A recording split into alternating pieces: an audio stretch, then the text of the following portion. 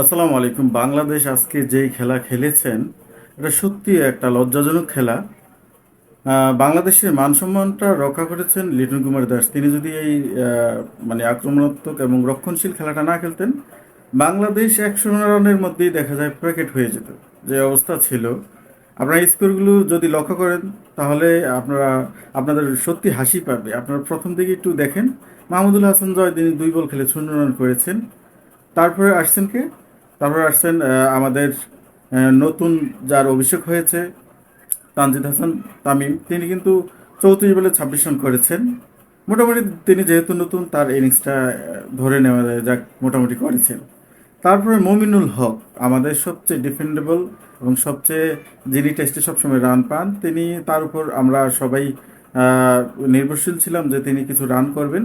কিন্তু আনফর্চুনেটলি তিনিও কিন্তু 22 রানে আউট হয়েছেন 41 বল খেলে। তারপর আসলেন আমাদের প্রথম যে প্রথম টেস্টে যে জয়ের নায়ক ছিল নাজমুল হোসেন শান্ত।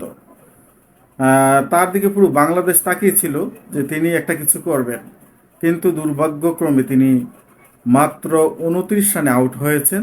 74 বল খেলে, 74 বল খেলার পর তিনি আউট হয়ে গেলেন।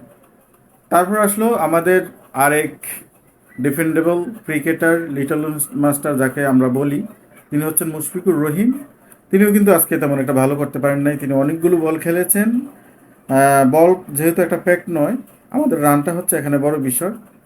তিনি এখানে রান করতে পারেন না, তিনি 23 রানে আউট হয়ে গিয়েছেন 64 বল খেলে।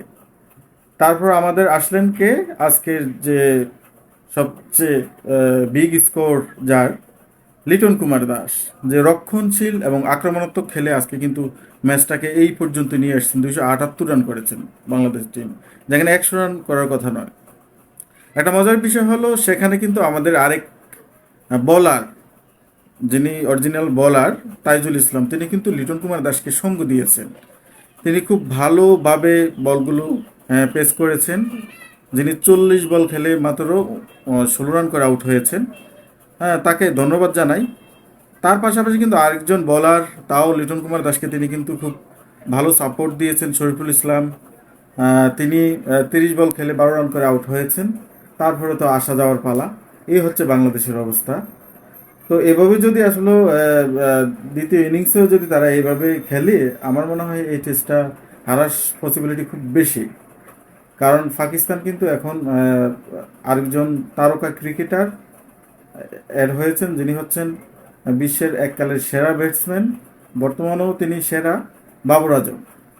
তিনি কিন্তু অ্যাড হয়েছেন।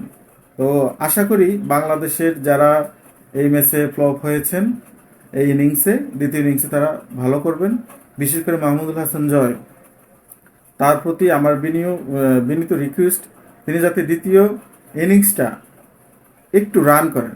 না হয় বাংলাদেশে কিন্তু মান সম্মান থাকবে না। যেভাবে তিনি খেলতেছেন, তিনি কিন্তু বর্তমানে সবচেয়ে বেশি সমালোচিত একজন ব্যাটসম্যান। তাকে সুযোগ বারবার দেওয়া হচ্ছে, কিন্তু তিনি কাজে লাগাতে পারতেছেন না। তো আমি আশা করি এই দ্বিতীয় টেস্টেও পাকিস্তানের বিরুদ্ধে বাংলাদেশ জয়লাভ করবে।